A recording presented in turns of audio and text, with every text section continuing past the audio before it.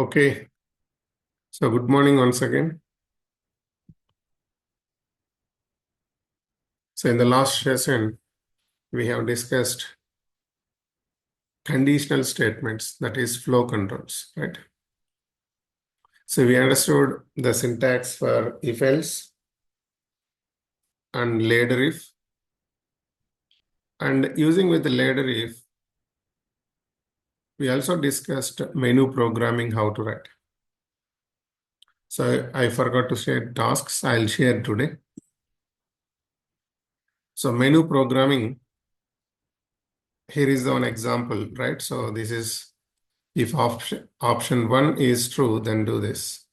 Something L if choice 2, choice 3, like that. We also understood the OS module here, the importance of OS module to execute any operating system commands. I told that if you want to automate any Linux operating system, generally, if you know two modules, OS and subprocess module, most of the thing you can automate.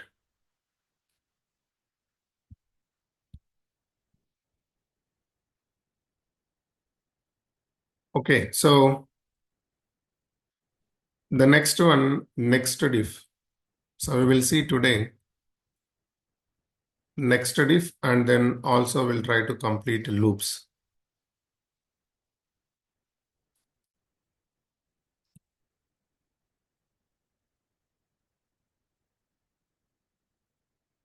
So loops, again, we have only two loops in Python. One is a while loop and the other one is for loop. So we don't have like a do while, do until, right?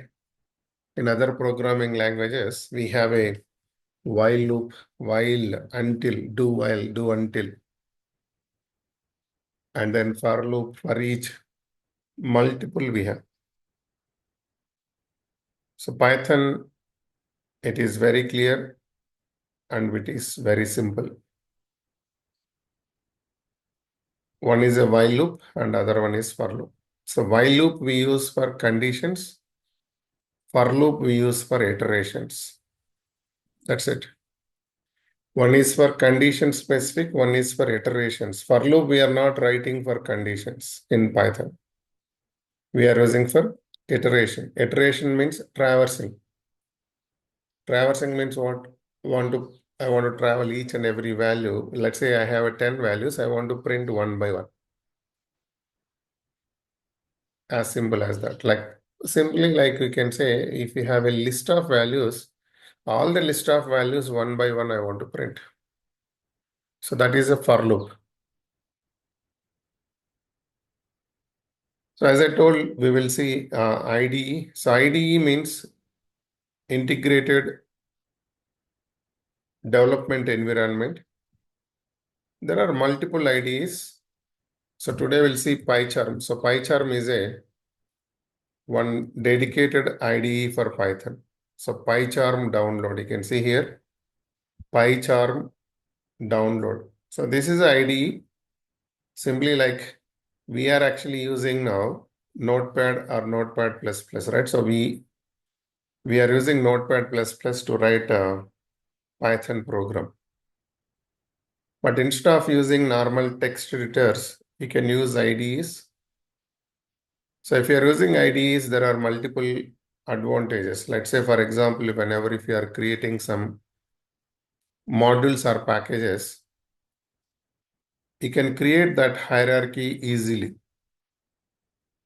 Also, you don't need to open command prompt separately to execute. Or maybe if you are uploading the code in some repositories like, GitHub, like that, everything we can do from IDE itself. Okay, so first let's understand here what is this. So this is the download PyCharm here, the Python IDE. You can see for data science and web development, it is giving like that. Click on that. Accept all.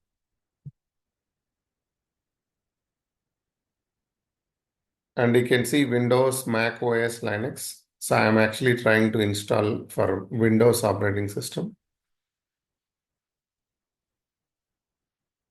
And PyCharm unified product, the only Python IDE you need. It is giving like this. And if you go down and then see, we have a community edition here. So this is actually, if you download this one, right?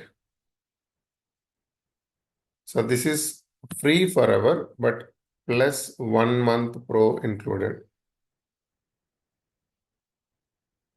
And there is even, see, we have actually different versions here, means community edition, and one is a professional one. So don't go for professional one here. The reason is if you download professional 1 month free trial, it will be there. After that, it will keep on ask licensed key. So instead of that, go to the PyCharm Community Edition.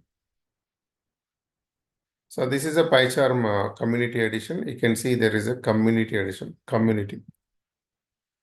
And this is completely free, built on open source. It's a lifetime free. Okay. So try to download this. Just click on download. So I just open Google PyCharm download, and then I use this first link here, and then see it is downloading here, right?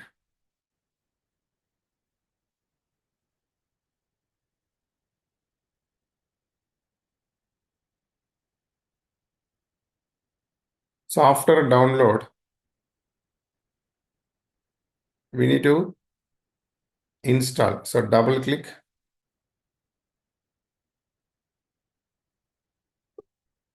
and then type yes here. See, for me, it is already there. And then you just follow the steps, next, next, next. And then finally, close it. So means you have to follow that next, next, next, like that, all the steps. But I have already. So I'm trying to open PyCharm from here. See, this is the community edition which I told. And click on it. So once if you downloaded and then installed, just search here PyCharm and then open that. You can see for me like it's already open with some different page. Things are already I'm just using for some other training. So this is the actually when you open the PyCharm, so it will open like this. So if you see here, there are 4 lines, right? So straight lines, and then click on this, you will get file option, edit option, view, navigate, code, refactor, run tools like this. See, this is the one IDE. You can use different IDEs, right? For example, let's say I want to use something Jupyter Notebook, or I want to use Visual Studio Code. You can use Visual Studio Code as well. You can use Visual Studio Code, you can use Jupyter Notebook, you can use Spider, you can use Eclipse. If you don't want to install, you can directly use Google Colab. So now Google Colab is more trending. The only reason there are a lot of modules. For example, if you are using generative AI related, let's say you are developing some LLMs, some chatbots. Some of the modules, when you import, here, like if you install in your system, maybe sometimes it will not support that RAM. That much of, the load is required for that modules. Or maybe sometimes it will not support for maybe your system configurations. But Google Colab is providing for that everything, like, you can directly use. Anyway, we will discuss that Google Colab as well. But here now we are using Python because this is very much famous in real time to write Python code, especially for Python developers. Okay, now if you see, I'm just trying to open file and then there is a new project.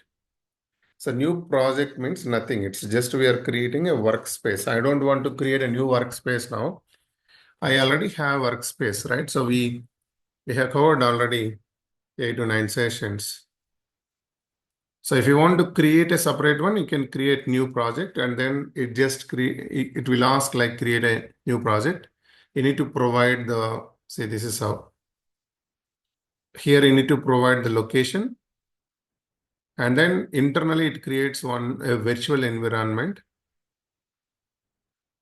In this operating system itself, say I'm using here Windows operating system, right? In this, it will create just one virtual environment for this Python project. That is actually one workspace we are creating it separately. But as I told, I'm not going to create like that. I'm using here, instead of creating separately, again, see, I'm using these 4 lines, click on it and then file. I'm trying to open. So open existing one. So existing one means which we created already. So where it is there, I created on the desktop and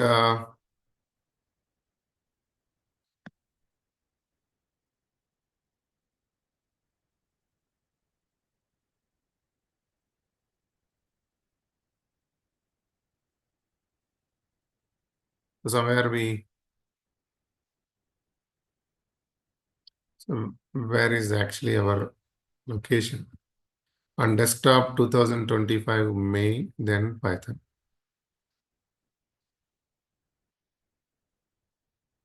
There is the one under May, then Python. There is the one. So see this complete folder, okay, this complete folder, I'm selecting now, click OK. And trust project. And I want to open in this window. Now here we go, it opened. You can see this.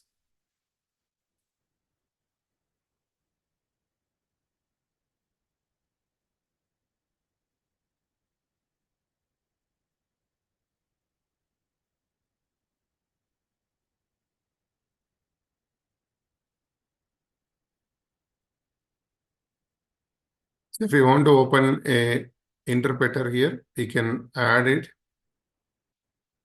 You can see where interpreter it is. It is saying invalid Python 3.1 interpreter. You can also add that interpreter.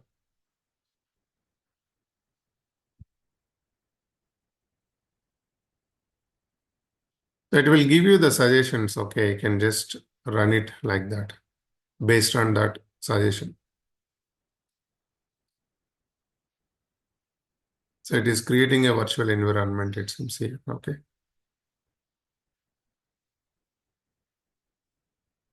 Now I can see it is using pip and everything. It is done. And then click on OK here. Fine. Now, for example, this is the last session, right? So day8 underscore script.py I opened. So left side, all actually what the files as well as the script files you can see. And when you click on this, right side, it will open that file. So I can see the right side, it will open here.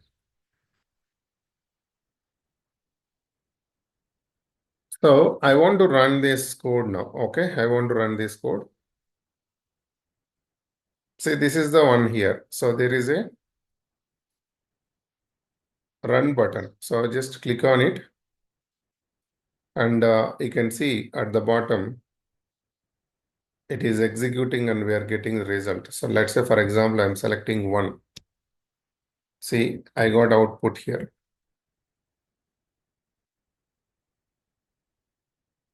Getting my point. So now I want to create a new file here in this now.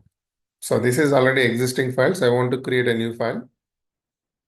Let's say session 9, I created note day9 underscore notes. But I want to create a script file here. So where we create, so if you see, this is the actually path, right? Under me, Python. So this is the path. So this is the actually workspace location, or simply we can say project location. And just now it created a virtual environment since we are using PyCharm. So I want to create one more file here. Just click on this and then select this and then right click here. So if you are using right click, there are different options. See now there is an option called new, and go to new and then type Python file. So there are different options: directory, Python package, Python file. So I am selecting Python file. So I'll show you one more time. I have selected this and then right click here, new Python file. Okay, just select this. And then what is the script name? So I want to write day9 underscore script. So since we are using dedicated IDE for Python, and then also see here directly it is selecting Python file, you don't need to provide .py now. So you can just provide day9 underscore script, enter, that's it. It will save automatically with .py. See, it opened here one text editor, like a text editor. So I want to check here. So print. If you observe now, when you type just P, it will give you all the P related functions and if any other properties available using with this. And if you observe here, F means it's a function. So I want to select this, okay? I want to just select. You can just use down arrow and then type, means hit enter. And open and closed parenthesis, automatically it is coming. Let's say if I use double quotes, ending double quotes also, it is automatically coming. So I'm writing like this: hello, welcome, PyCharm.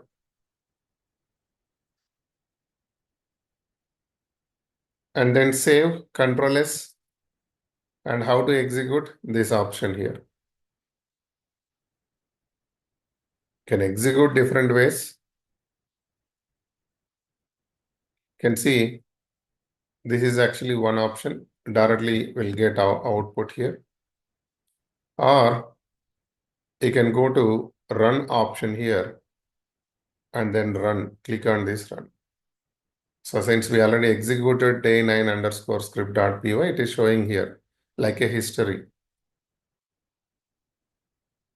But you can use run option, and then here it will come what is the script file you want to run. And then you can select that. Actually, you can add new configuration, and then from there also you can execute. But this is the easy option. Directly you can select this and then you'll get the output. So I hope this is clear. Just type C in the chat box if it is clear. Just type C in the chat box.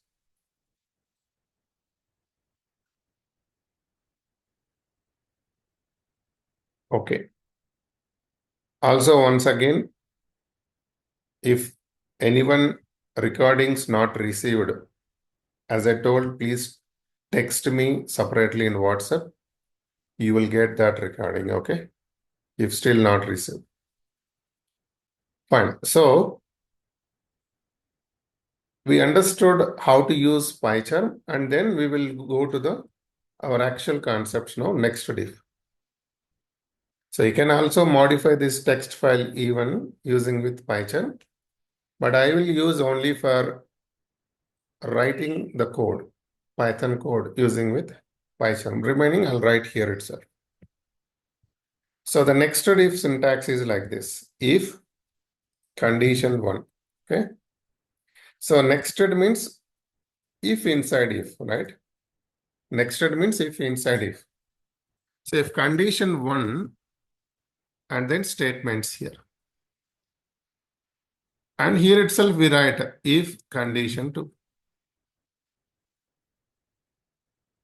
And then again statement. So indentation is more important. See how I'm writing indentation.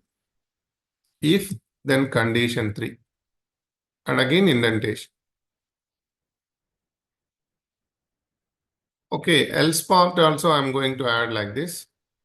And for second condition, else part here I'm writing. And for the outer if, I'm writing else part here. And continuation of the program. That's it. This is the syntax. So it's very simple, right? So if we check here,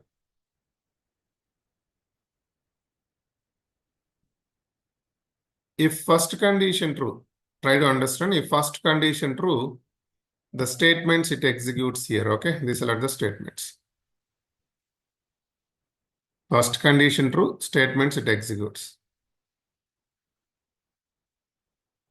And from here, it will go and check the second condition. From here, it will go and check the second condition. If second condition also true, then these statements it executes, and then from here it will go to the third condition. So first condition true, statements it executed under first condition. Then it verified second condition now. Second condition also true. Then it executed the statements under condition 2. Now again it is checking condition 3. If condition 3 is true, then the statements it executes now.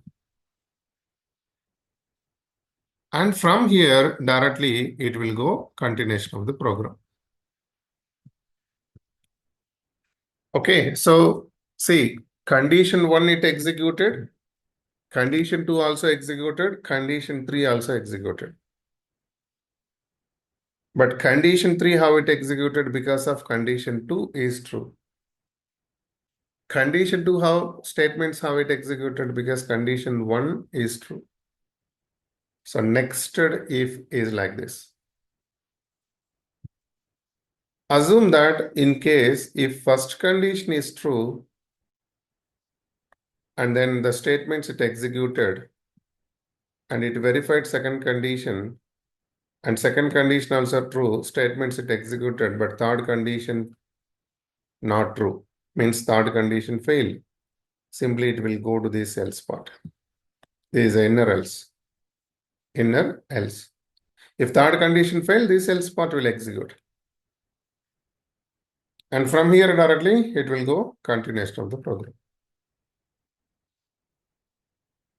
But let's say second condition itself failed. So if second condition fail, it will not go to the condition 3. So from here directly, it will execute this second else part. Assume condition 1 itself failed, then it will not go to the condition 2, right? So directly it will go outer else.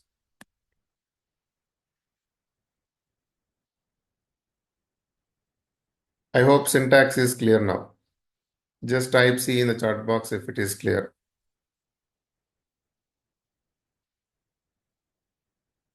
And see, I need your response as well. So only 1 or 2 people are responding. Yeah, doubt Prasad, yes. Indentation. Okay, so indentation, if you see here for this, if condition 1, whenever if I ended with the colon, I provided 1 tab space. And then this condition is actually starting from where? These two statements where I defined, and then same position I started this. And then it ended with the colon, and then again here, one tab space. And this condition is where it started in the same position. And once if it ended with colon, then again what? Tab space. And this if block related else is here, and it should be in the same line. And here the second if else is here should be in the same line. So this is more important. Syntax is fine, but the practice here required for indentation. Is this clear now, or you have any different question? Okay. Okay, so this is the syntax. Now we will see how to write it. So where we use this actually? What is the requirement?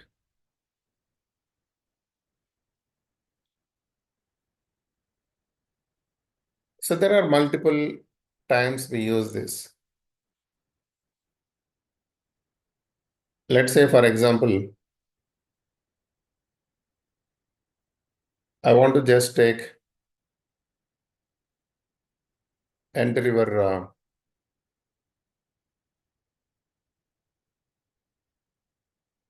your age, for example. And then if age is greater than 18, and then I want to write another condition inside that. So first we validated that you are okay, eligible for vote. And then also inside that I want to write another conditions. But if you want to just write only for eligible for vote based on age 18, either you can use even if else. But now I want to just write inside after 18, maybe another condition also I want to write. So something like if it is 18, then you have already voter ID or not. I want to write another condition for that. If voter ID is there, I want to check some another condition. So means there is a dependency for one condition, another condition like that. So next if. Or let's say I'm just accepting one number, and then that number is if it is a positive number, then I want to check that number is even or odd number. If it is a even number, then again I want to check that maybe different let's say three conditions I want to write. First condition I'm writing like this: number is greater than 0, then say this is a positive.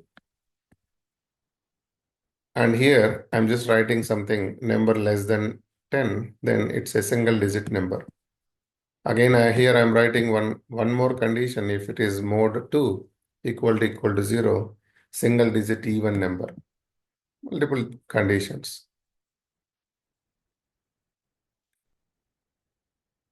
You just think and tell me where we can actually use this nested if.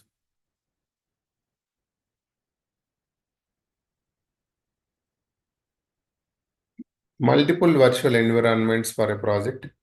So it is required only one virtual environment. What is that virtual environment? The virtual environment we are using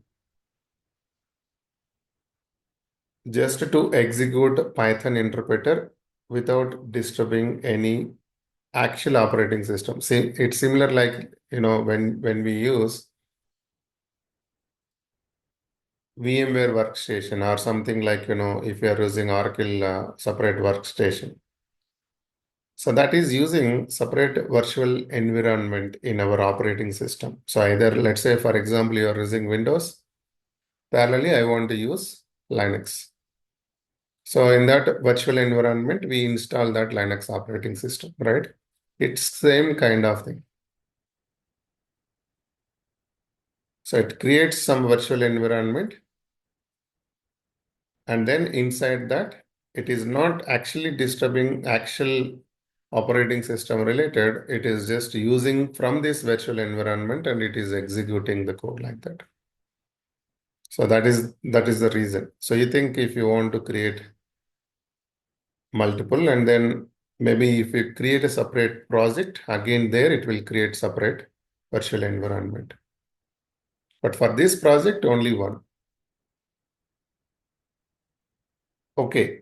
So you got idea where we can use this next ifs. Okay, let's see one example here.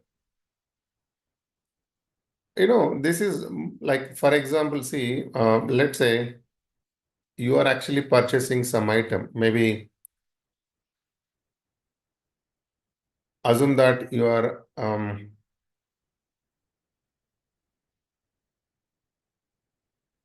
something flight booking or something, you are booking some tickets.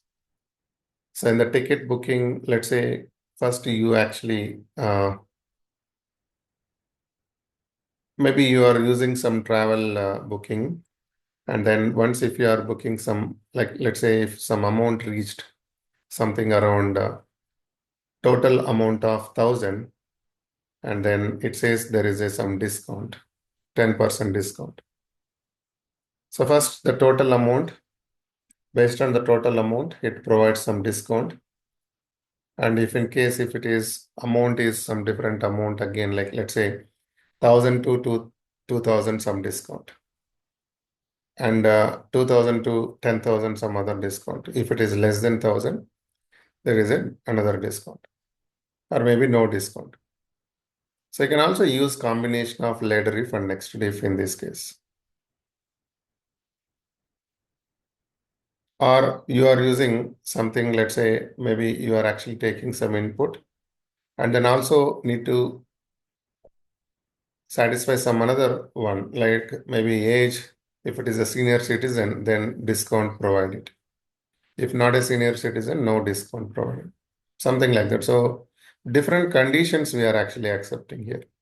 Anyway, I'll show you some use cases later, but I'll just give you one simple example now. So I'm going to use PyCharm, and let me comment this.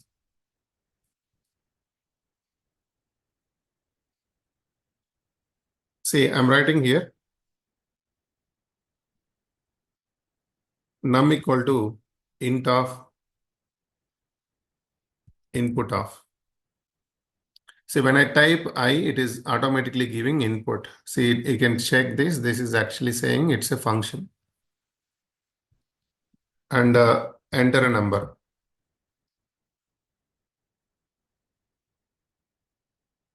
So if this number is what? Greater than 0, right?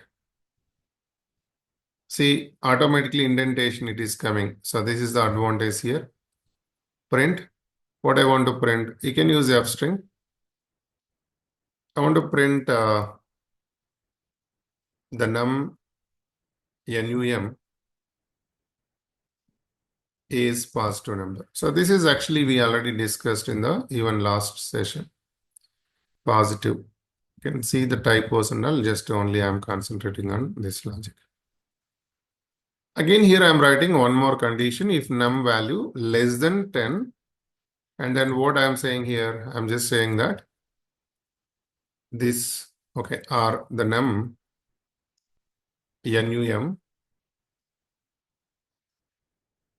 is what? Single digit number.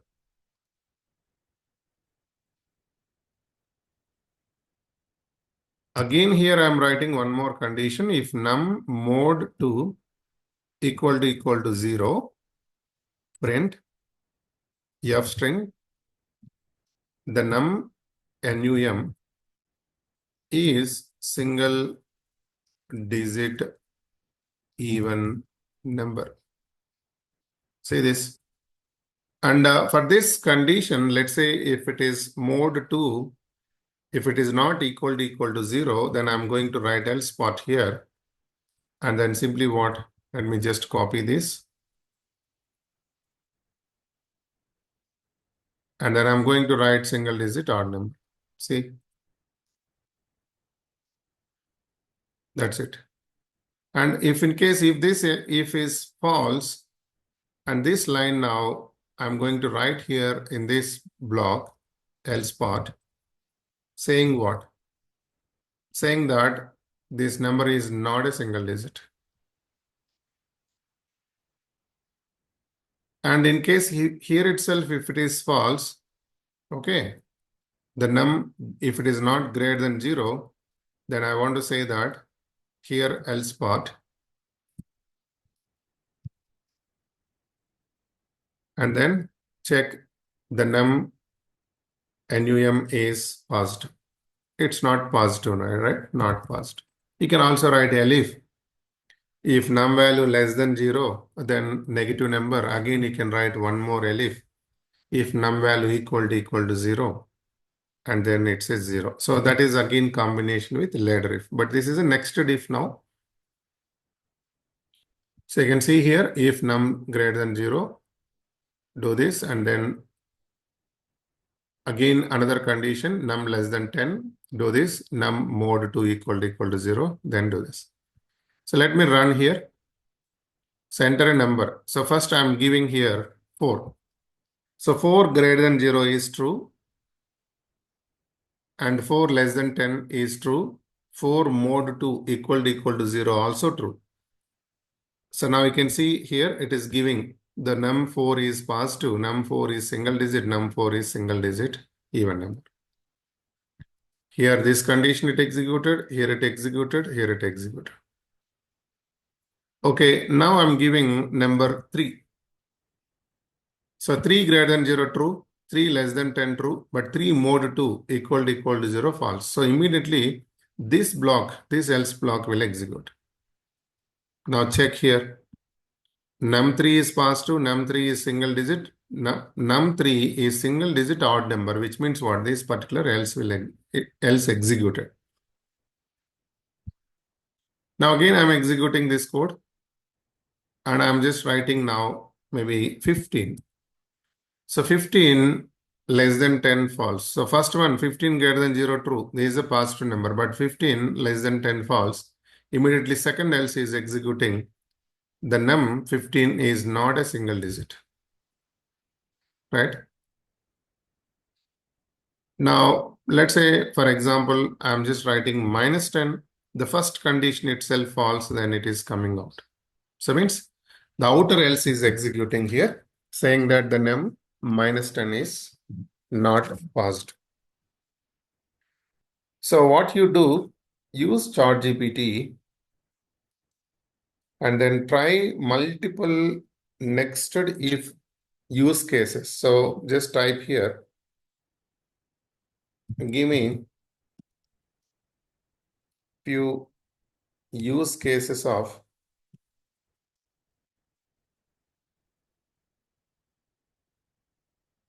for nested if or real-time use cases you can write.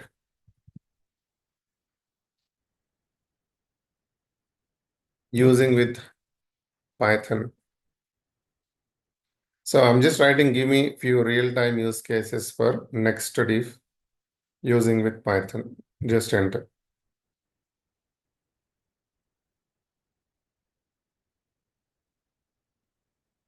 Now you can see whenever if you are using login, right?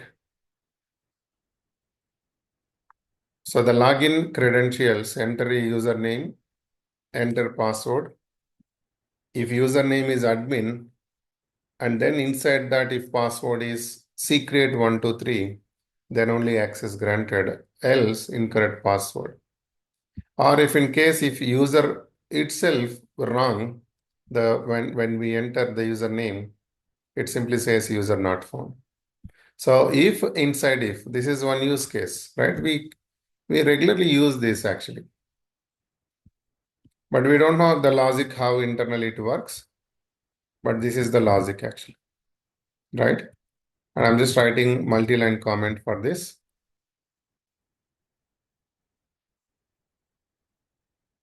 There are a lot of tools now. So even maybe very soon, even I think developers also not required. There are a lot of AI tools now in the market. The tools itself actually, if you give a prompt, automatically the tool itself develop the code and all. There are a lot of tools. One of the tool is Bolt, and then some other tools also there. Maybe if we will see in case end of the training. So the tools how we can use, but still no one using 100% directly with AI tools. So even if AI tools comes to the picture, Python is actually required all the time. Okay. The only reason is many tools internally it developed using with Python, and then many tools it is using Python libraries only. So if you're good in Python, and then it will be very easy to understand maybe the advanced technologies and all, like while writing using with what some automation kind of thing, it is easy. So now you can see here input I'm taking, and then password, enter a password, username equal to admin, and then if password equal to secret 123, and then grant access. Now I'm just trying to check. So I'm typing here, for example, Babu, and enter password 12345. I'm just giving user not found. This user is not available actually, right? I'm giving admin, but now I'm giving 1234. Now you can see incorrect password. It is properly giving user is correct actually, but password is wrong. So I'm just giving admin, and then you can see, uh, okay, secret 123. Now access granted. This. So you just, I hope everyone using ChatGPT nowadays, right? There are multiple GPT tools like ChatGPT you can use. You can search like these different, use cases. Now see student grade classification. If marks greater than or equal to 50 and then greater than or equal to 85, grade A. Something like this. This is one use case. Online order discount logic. So just now we discussed, right? So some discounts related. So for example, nowadays actually let's say for example, if you are a Prime member for Amazon. So Amazon, if you are a member like Prime member, then you will get a maybe more discount, right? Or if you're not a member, then you'll not get more discount basically. So how you can write that you are part of a Prime member, something like that. So that is member true. So there is a true. So you can see this variable is member true. For example, assume that you are purchasing amount of 1,000 rupees, and then you are also part of what member? You are a Prime member. And then Amazon, it understands, okay, you are actually member, and then also you are purchasing this much. And then if order is greater than 500, also if you are a member of this Amazon, and then giving this discount. Else, if you are not a member, and then maybe just it will give 10% or maybe no discount. Okay, so then let's say if it is not order is greater than 500, and then no discount applicable even for member or even if you're not a part of member. This is how it is. So this is the e-commerce discount rules. See the logic, it's very simple whether you are a member or not a member. If you are a member, then next diff is applied. So if member is true, that's it. See how simple it is, right? You can just copy and then run it. Okay, you'll get idea.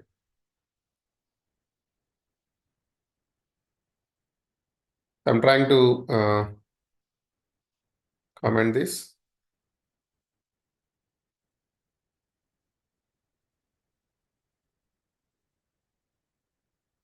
See, you get 20% discount. So instead of that, I can say this now.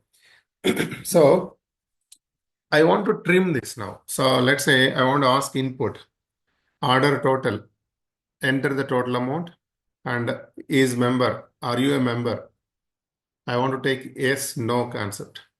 So if I'm typing yes, then internally should take as a true. So you guys try this today. How we can actually type this? Yes, no. And based on yes, no, should I internally understand true, false? Let's say now, uh, are you a member of this? We should ask that. Is underscore member equal to input of are you a member of this? Or are you a member of this what community? And then if I type yes, then instead of taking yes, it should actually take true. So you try that how you can take that. Let's say if I type no, then it should take like a false. And based on that, the condition should execute here. So here default it provided directly true. But if I take directly yes or no, then how you can write it? Getting the point. You can just try this kind of examples. You'll get idea.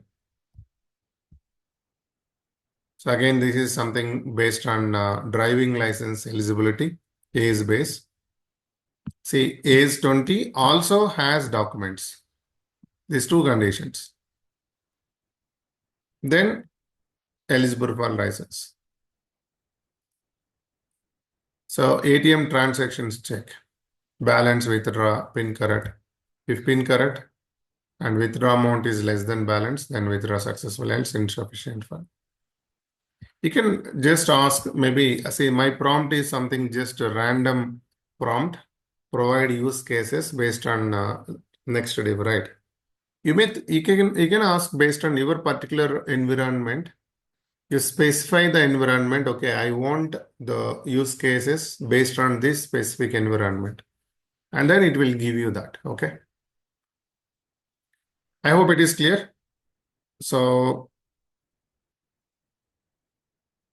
breakout rooms, we're not doing it, right? So we'll do it in maybe tomorrow or day after tomorrow. So any questions here? If you have any question, just type Q.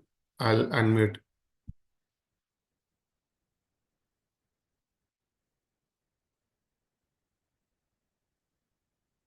If no question, just type C. Clear. Just type C if no questions. So hope everyone practicing. Yeah, Srinivas, you have question. Srinivas E. Okay.